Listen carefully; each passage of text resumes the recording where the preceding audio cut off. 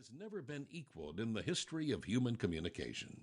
For this reason, as well as because of the theological place of the Koran in the Arab-Muslim world, Quranic Arabic has become the standard for what is now known as Classical Arabic, the primary dialect of the educated and refined throughout the Middle East.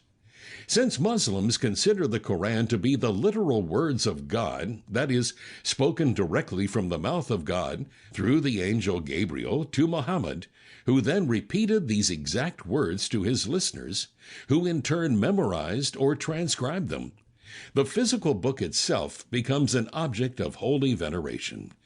There are particular rules for how it is to be handled and treated.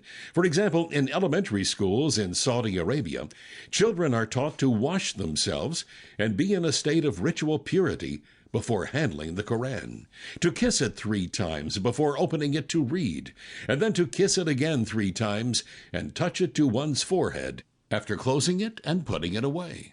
Menstruating women must not touch it. The Koran is not to be left open and unattended, lest the devil or a jinn come along and read it. Presumably their unclean presence would greatly dishonor it, and their increased knowledge of Allah's word would enable them to cause more mischief.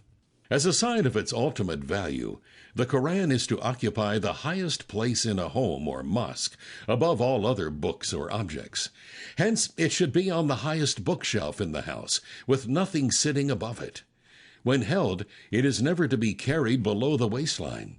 When transported among belongings in a suitcase, it is to be the last thing packed, so as to not be covered by anything else. It is never to be placed on the ground, lest one incur the wrath of Allah. Often, however, the Koran is read by those seated on the floor prior to prayer. For such individuals, there are special book holders that allow the book to rest open and off the ground.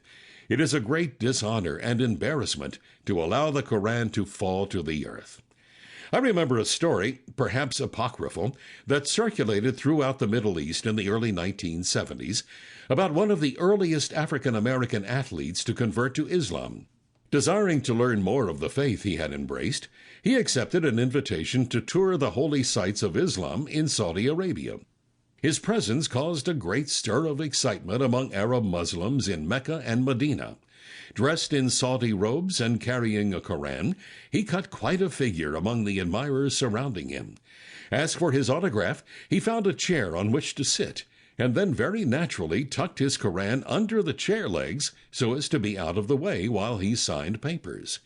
Immediately the bustle around him ceased with stunned and embarrassed silence.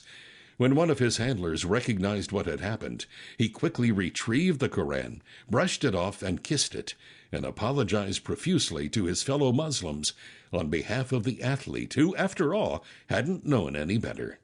Though somewhat mollified, the crowds no longer thronged about this famous American. Indeed, as word spread, disrespect mounted, and the extended tour had to be cut short.